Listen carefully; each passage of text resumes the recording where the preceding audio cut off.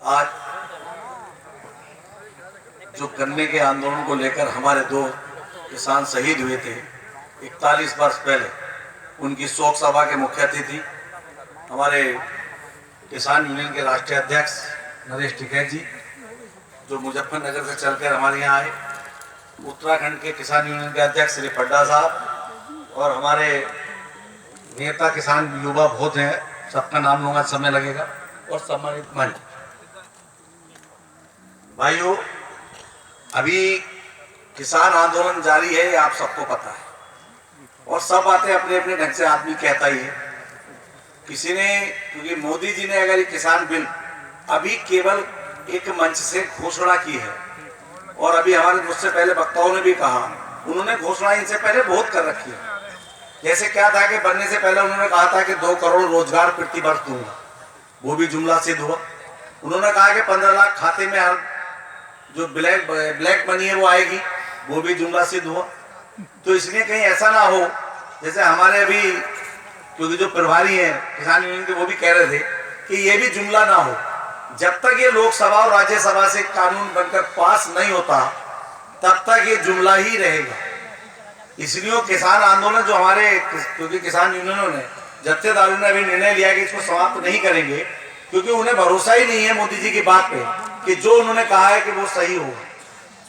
तो हमारे 700 से अधिक किसान शहीद हो गए। अब उनके परिवार के बारे में किसानों को सोचना है, सरकारों को सोचना कि उनको मुआवजे के रूप में पैसा मिले या उनके परिवार को रोजगार मिले। जो हमारे किसान आंदोलन में लोग गए, उन पर मुकदमे दर्ज हुए, उनके ट्रैक्टर दिल्ली सरकार में जब खड़े हैं, वो ट्रैक्टर सरकार के से वापिस आने चाहिए, उनके मुकदमे वापिस होने चाहिए। जो लखीमपुर खीरी में हमारे किसान शहीद हुए, उन पर मुकदमा दर्ज हो। और जैसा अभी मंत्री बता रहे थे भाई साहब के, मंत्री जी ने अभी इस्तीफा ही नहीं दिया, तो आप समझ सकते हैं कि सरकार क्या चाहती है। जबकि 120B में जो नाम दर्ज है, उसको तत्काल इस्तीफा दे देना चाहिए था अपनी जिम्मेदारी लेते हुए। आज से पहले बहुत मंत्रियों में ऐसा होता था कि अगर उन पर आरोप लगा है तो वो स्थायी रूप से इस्तीफा दे देते थे, और वो बरी होते थे तो उनको मुकदमा दोबारा से शपथ दिलाई जाती थी। लेकिन ये सरकार ऐसा नहीं कर रही, क्योंकि दोहरा चरित्र सरकार का है। मैं किसानों को 1 साल आंदोलन चलाने के लिए बधाई देता हूँ। और ये किसान जो है, किसान की जीत नहीं, ये तो महाजीत है। क्योंकि इसका सम्मान किसानों का, जब हमारे यहाँ कोई आंदोलन चला था तो टीवी पर आपने देखा होगा, विदेशों में भी जो सहायता भेजी गई, जो हमारे यहाँ के जो किसान विदेशों में काम कर रहे हैं, उन्होंने मदद की। और बाबा प्रताप जी जो बाजपुर के हैं, उन्होंने बहुत हमें मदद दी, जो बॉर्डरों पे खाना या रसद की।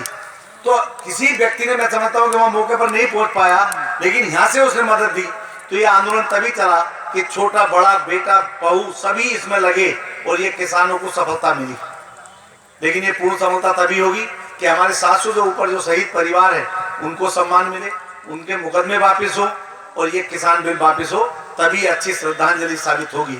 मैं इसी के साथ, क्योंकि आपको समय बहुत हो गया, और मैं सभी को नमन करता हूँ। जय हिंद, जय भारत, और जय जवान, जय किसान।